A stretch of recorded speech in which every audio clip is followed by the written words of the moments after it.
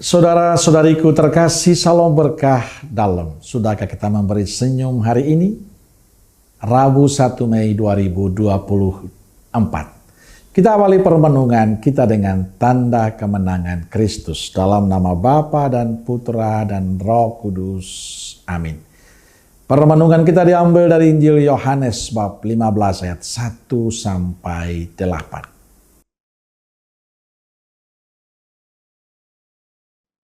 Akulah pokok anggur yang benar, dan Bapakulah pengusahanya. Setiap ranting padaku yang tidak berbuah, dipotongnya, dan setiap ranting yang berbuah, dibersihkannya, supaya ia lebih banyak berbuah. Kamu memang sudah bersih karena firman yang telah kukatakan kepadamu. Tinggallah di dalam aku, dan aku di dalam kamu. Sama seperti ranting tidak dapat berbuah dari dirinya sendiri, kalau ia tidak tinggal pada pokok anggur. Demikian juga kamu tidak berbuah, jikalau kamu tidak tinggal di dalam aku. Akulah pokok anggur, dan kamulah ranting-rantingnya. Barang siapa tinggal di dalam aku, dan aku di dalam dia, ia berbuah banyak. Sebab di luar aku, kamu tidak dapat berbuat apa-apa. Barang siapa tidak tinggal di dalam aku, ia dibuang keluar seperti ranting dan menjadi kering, kemudian dikumpulkan orang dan dicampakkan ke dalam api, lalu dibakar. Jikalau kamu tinggal di dalam aku, dan firmanku tinggal di dalam kamu, mintalah apa saja yang kamu kehendaki, dan kamu akan menerimanya. Dalam hal inilah Bapakku dipermuliakan, yaitu jika kamu berbuah banyak, dan dengan demikian kamu adalah murid-muridku. Saudaraku terkasih, sebelum berpisah dengan para muridnya, Yesus memberikan wejangan bagi mereka. Akulah pokok anggur yang benar, dan Bapakulah pengusahanya. Akulah pokok anggur dan kamulah ranting-rantingnya. Ada dua hal yang ditegaskan Yesus pada para muridnya. Pertama, dia bicara tentang dirinya sebagai pokok anggur dan Bapa-Nya lah pengusahanya. Yesuslah sumber dari segala sumber.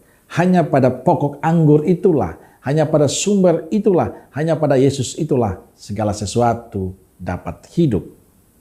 Dan dia bicara yang kedua adalah bahwa kamu adalah ranting-rantingnya.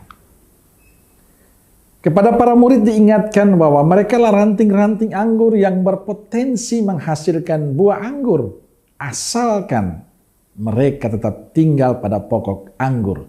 Mereka tetap tinggal bersama Yesus yang merupakan sumbernya. Mereka harus tetap menyatu dengan Yesus supaya ranting itu berbuah.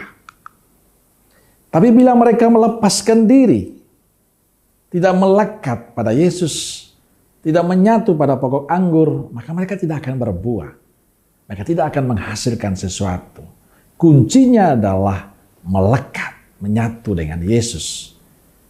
Tapi bila mereka melepaskan diri, maka mereka akan kering dan dipangkas lalu dibakar.